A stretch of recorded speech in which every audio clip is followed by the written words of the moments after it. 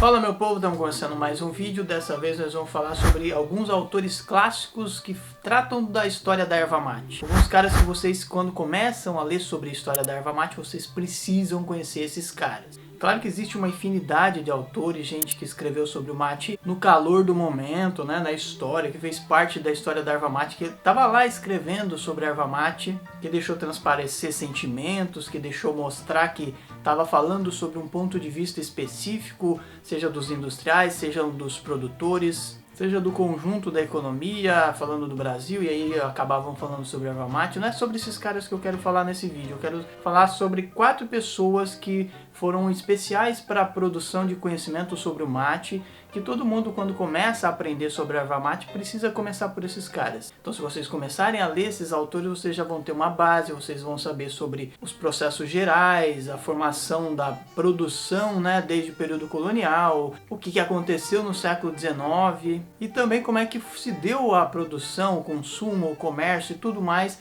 no século XX. Evidentemente que esses autores têm limites, evidentemente que esses autores já foram questionados várias vezes, outros autores trouxeram novidades, avançaram em alguns temas, mostraram coisas novas, elementos novos sobre a história da erva mate, como por exemplo a cultura do mate, a tradição envolvendo o mate e a questão ecológica. Então existem muitos autores que falam sobre o mate, mas eu gostaria de falar sobre 3 autores clássicos especificamente nesse vídeo. O primeiro desses autores, quando vocês começam a ler sobre o mate, é este aqui, ó, Temístocles Linhares, e eu gostaria de falar especificamente desse livro, A História Econômica do Mate. Ele é um livro fantástico, um livro completo, que tem muitas informações, que trata do mate desde o período colonial até a década de 60, quando foi publicado esse livro. O Temístocles Linhares era jornalista, era um cara envolvido com mate, era membro de uma família de industriais. Então o Temístocles Linhares, ele sabia bem do que estava escrevendo, até porque ele também participou do Instituto Nacional do Mate. Ele foi diretor regional do Instituto no Paraná. E aí muita gente vai dizer que quando começa a ler sobre o mate, evidentemente você tem que passar por ele de alguma forma. Ou você começa lendo a história da erva mate a partir do Temístocles Linhares, ou você acaba trombando com ele em algum momento. O certo é que você tem que ler o Temístocles Linhares em algum momento se você quiser conhecer sobre a história da erva mate. E é lógico que ele não trabalhou sobre a erva mate, ele trabalhou sobre literatura também, ele trabalhou como jornalista, né? E de alguma forma ele traz isso para esse livro. Ele escreve com um ar de literato também. Inclusive tem poesias nesse livro, tem coisas relacionadas ao mate, evidentemente. Então, se vocês quiserem começar a ler sobre o mate, Temístocles Linhares é um dos caras que vocês precisam ler de alguma forma em algum momento da vida de vocês. Outro cara que vocês devem ler quando começam a ler sobre a história da erva mate e querem aprender um pouco mais sobre ela, sobre o panorama geral da história da erva mate, é Samuel Guimarães da Costa. Ele também tem ligação com o mate, também foi jornalista, também é paranaense, ele é descendente do Barão do Cerro Azul,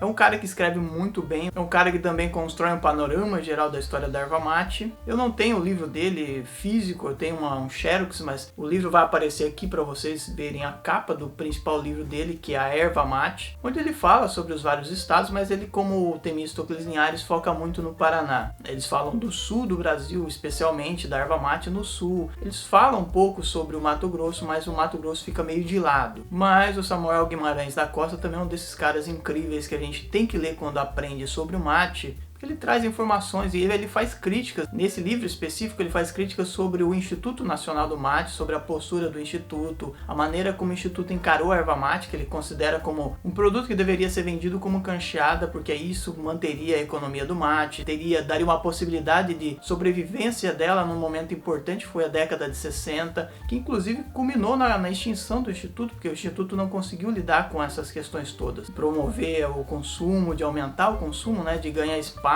de manter os mercados que já existiam. O Instituto não conseguiu, e segundo o Guimarães da Costa, é justamente porque o Instituto não soube lidar com essa questão do formato vendido, né? O Uruguai, por exemplo, comprava cancheada e beneficiada. A Argentina, desde muito tempo, passou a comprar só cancheada e ficou só o Chile comprando a beneficiada. Então, para ele, quando as crises começaram na década de 60, especialmente, o Instituto deveria ter lidado com isso de uma forma um pouco mais maleável, né? Trabalhado no sentido de vender a a erva mate cancheada e se contentar com isso, pelo menos durante um tempo, até que achasse uma alternativa definitiva. Então o que eu quero mostrar é que o Samuel Guimarães da Costa é um cara bastante crítico em relação à postura do Instituto. Mas no sentido geral, a história da erva mate que ele constrói é muito bem feita, a linguagem é bastante acessível e é um livro legal de se ler. Se vocês acharem, por exemplo, em sebos, ou vocês podem procurar nas bibliotecas, né, do Paraná, eu sei que tem, na de Santa Catarina, em Florianópolis especialmente tem, em Joinville provavelmente também tem, ou se vocês quiserem procurar na internet para comprar também, ou para fazer xerox, né, para fazer cópias.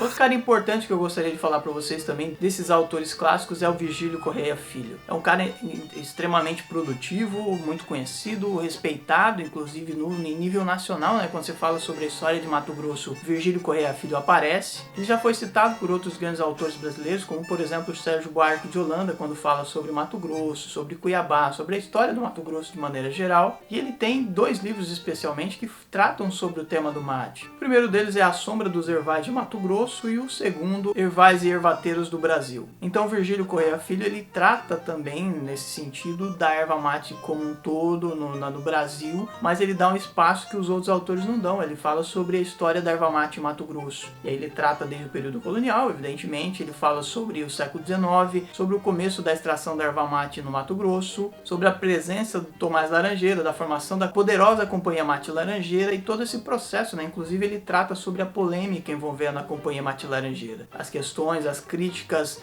o poder que ela tinha sobre o Mato Grosso, né? O Estado dentro do Estado, as críticas que ela foi tendo ao longo do tempo, o embate que foi travado entre a concessão exclusiva para essa empresa ou a concessão a produtores independentes. Então quem lê os livros do Virgílio Correia Filho vai ter esse contato com uma parte da história da erva mate que é muito rica, que às vezes é deixada um pouco de lado, deixada de lado, por exemplo, pelo Linhares, deixada de lado pelo Guimarães da Costa. Então o Virgílio Correia Filho, de certa forma, ele complementa. É claro que ele para em um determinado período, e aí é o problema, né? A escrita dele vai mais ou menos até a década de 30 ou 40.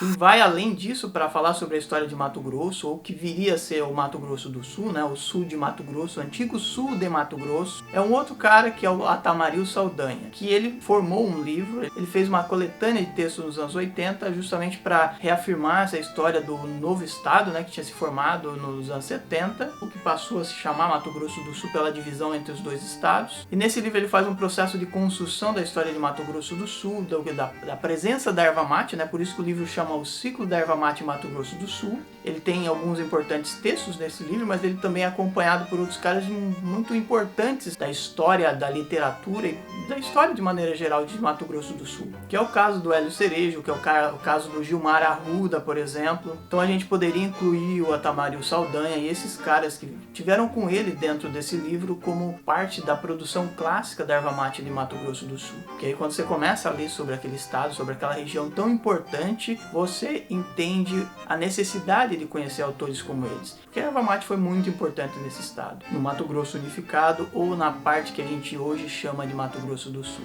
E como eu disse, existem vários autores, vários outros autores que poderiam ser citados, né, nesse contexto de produção da história da erva mate, como por exemplo o Romário Martins, o Davi Carneiro e autores mais recentes, como eu próprio escrevi sobre a CAND, a Colônia Agrícola Nacional de Dourados, e a produção da erva mate no sul de Mato Grosso. Outros caras que a gente vai citar em outros vídeos, como o Paulo Roberto Simó Queiroz, como o Alcides Goulart Filho, e caras que são importantíssimos para a compreensão da história da erva mate, inclusive para entender assuntos novos, para avançar no sentido que outros autores pararam, né? Em momentos que os outros autores pararam, a gente continuou fazendo esse estudo, outros tantos autores continuaram fazendo esse estudo para compreender, por exemplo, a mate laranjeira, para compreender, por exemplo, o processo de produção da erva mate nos vários estados, nos 4 estados produtores, a ação do Instituto Nacional do Mate e vários outros fatores que pararam, né, nesses autores que eles citaram, falaram, mencionaram, mas eles não avançaram, eles não aprofundaram. Que é o caso, por exemplo, da história ambiental da erva mate, que é trabalhado pelo Marco Gerhardt, da UFSC, por exemplo, que a gente pode tratar em outro vídeo. Beleza? Espero que vocês tenham gostado desse. Se gostaram, comentem, compartilhem, mandem sugestões para outros temas relacionados à erva mate ou não. A gente se vê no próximo. Um abraço para vocês e tchau!